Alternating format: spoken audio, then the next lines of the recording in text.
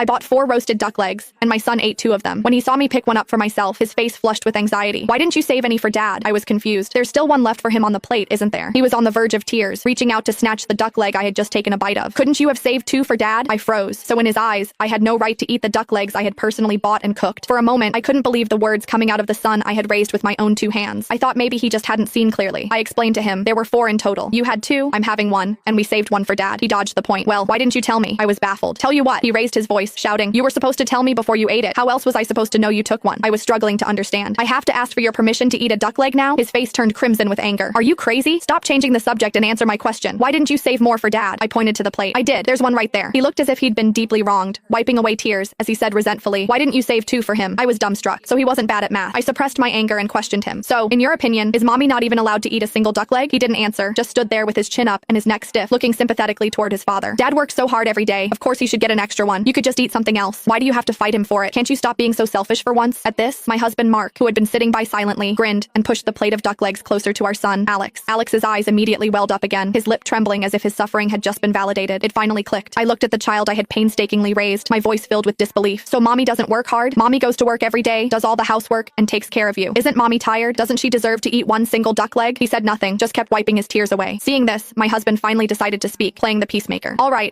why are you arguing with a child? He's so young. What does he know? He's just fooling around with you. I stared silently at the dishes on the table. Every day after work, I'd rush to the market, always picking the freshest, most expensive ingredients, terrified that anything less would affect my son's health. Then I'd race back home to get dinner on the table before he returned from school, just so he wouldn't have to wait hungry. Every morning, a neatly folded set of clean clothes was waiting for him by his bed. The house was always spotless, a result of me fighting off sleep every night to clean. The snacks, the fruit, the household supplies, they never ran out, and he never once wondered where they came from. He was used to it, so he never saw it. He only saw his father leaving early and coming home late from work. A knot of pain tightened in my chest. I couldn't help but ask him, Mommy is very tired and works very hard too. He pushed the plate back toward his father, his tone dismissive. You barely make any money. How hard can your job be? Dad is the pillar of this family. He's the one who works the hardest. My eyes locked onto my husband, Mark. He looked away guiltily, forcing a laugh. Anna, don't take it out on the kid. His job was a cushy, low-stress position, and his salary was significantly lower than mine. But he'd always said that a father needed to maintain a strong, positive image to encourage his son to become a responsible, upstanding man. So, he lied to Alex about his income, inflating his own while drastically downplaying mine. I thought it was for our child's benefit, so I never said anything. I never imagined that in my son's eyes, his father was the sole provider, and I was just a pathetic freeloader who didn't even deserve a duck leg. The thought made my anger boil over. I swept my arm across the table, sending dishes crashing to the floor. Then nobody eats, Mark gasped. Anna, are you insane? I laughed coldly.